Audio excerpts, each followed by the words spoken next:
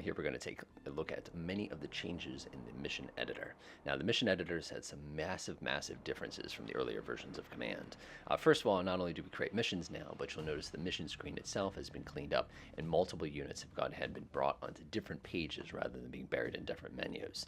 Another item you're going to notice is when we select different types of options, not only is it going to go ahead and show you what the unit is, it's also going to preview what style mission that it's on. So if you're, for example, looking for air superiority aircraft, we can now see the preview of that before we actually click on it and go ahead and take a look at it that way.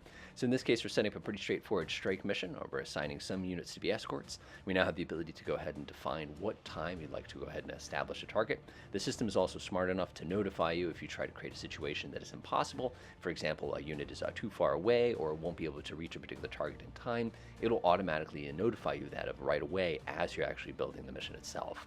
The mission settings have stayed mostly the same as far as most of this goes. We have the ability now, of course, to define all the key elements as far as refueling. We also have some ability to go ahead and define things like our different attack methods, which allow us to cause the whole flight to break up. We can pre-generate flight plans. Once we've done that, of course, we can pop back over to the main screen, and you can actually see exactly what the flight plan that particular unit will fly before it actually gets itself into the air.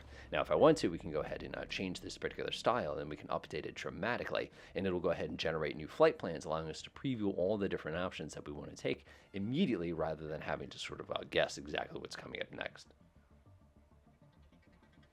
In this particular case, we're going for independent aim, and we can then, of course, establish anything else we need to do as far as your escorts. If we had specific ships, we could come in here and define those. If we had anything for targets, we, of course, could come in here and define what type of targets that we're interested in attacking. In this case, we'll get rid of the submarine pens. You can even define what happens with the actual mission itself. The WRA now has its own page here, so you can come in here and set the rules of engagement for that particular mission if you need to, specific for it. This, of course, is split between the MCON and WRA of the strikers, as well as the MCON and WRA for the actual escorts as well. In this case, we're turning on our automatic jamming. We can define specific restrictions for specific types of weapons, again, for the strikers versus the escorts, and all that's provided for us in one page rather than navigating through multiple menus as it was in the previous versions of Command.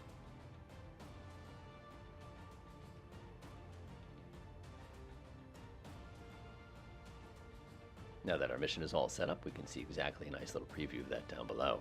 If I click away, of course, it's going to disagree everything, or disable everything, I should say, and we can actually now check all the individual units once they're ready to go. It's worth noting that right now we have a time of target of about 12:30. That's going to be the Zulu time, which is a significant amount of time.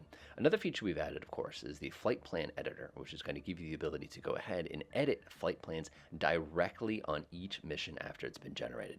So in this case, I can go and do things like change what altitudes I'd like the mission to activate at. I can change what speeds certain types of items happen at different points during their journey. I can even add in waypoints or subtract waypoints directly if I'm trying to create a specific strike pattern, for example, if I want to do things in a manual sort of way.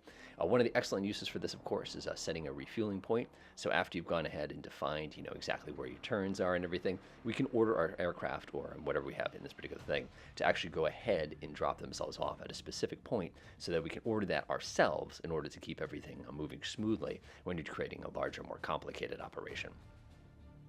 Another option we have here is the air tasking order, which will allow us to see all of our air missions at once, and you can see that we have a considerable amount of that.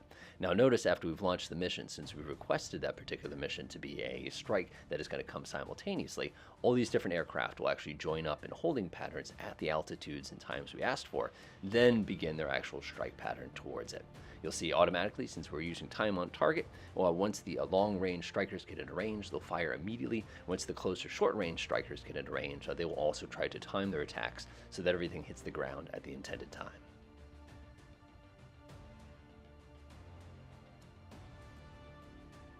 We're going for a time of around 12:30. You can see the initial strikes come in basically within 15 seconds, which is a pretty good simultaneous attack, given there's so many different types of strikers with so many different types of weapons. Again, it's possible to also set a takeoff time as opposed to creating a time for the actual strike.